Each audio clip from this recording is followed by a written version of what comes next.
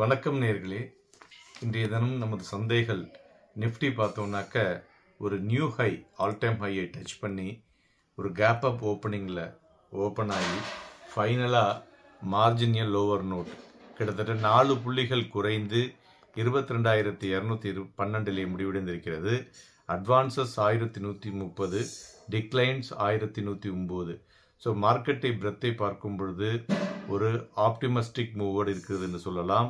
அதுபோல் mid cap and small cap துறைகளும் ஒரு மார்ஜினலி அப்பில் க்ளோஸ் ஆகிருப்பது குறிப்பிடத்தக்கது. துறைகளை பார்க்கும் பொழுது மீடியா, ரியாலிட்டி, ஃபார்மா, ஏரிய துறைகள் என்று சொல்லலாம். மெயினாக இன்னைக்கு பிஎஸ்யூ பேங்க்ஸ் ப்ராஃபிட் புக்கிங் ஹெவியாக விழுந்தது. தென் மெட்டல் அண்டு பேங்கிங் செக்டாரும் விழுந்திருக்கு. லோக்சபா போல் 13ஆம் தேதி மார்ச் அன்னைக்கு அனௌன்ஸ் பண்ணப்படும் அப்படின்னு சொல்லியிருக்காங்க. மேலும் ஏரிய பங்குகள்னு பார்த்தோன்னா Bajaj Finserv, SBI life, doctor Reddy மற்றும் ஹெச்டிஎஃப்சி லைஃப். இறங்கின பங்குகள்னு பார்க்கும் பொழுது BPCL, HAL tech and Maruti இவையெல்லாம் இறங்கிய பங்குகள். தங்கம் பார்த்தோன்னா 33 ரூபாய் அதிகரித்து 62,010லையும், வெள்ளி 94 ரூபாய் இறங்கி 70,175லையும், கூடாயில் 85 ரூபாய் இறங்கி 6,450லையும் மணியமாகிக் கொண்டிருக்கிறது.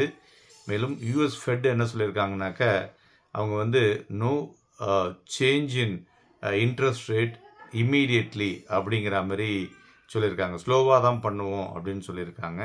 பிளாக் டீலை பொறுத்தவரை சைடஸ் வெல்னஸ், டாரன் பவர், கிராம்ப்டன் கிரீவ்ஸ் இந்த மூலியம் நடந்திருக்கு.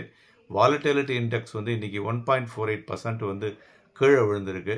ஸோ அதனால் வாலட்டிலிட்டி குறையக்கூடும் என்று எதிர்பார்க்கலாம். நாம் இந்த வாரம் கூறியது போல் every rise that must be selling அப்படின்னு சொல்லியிருந்தோம்.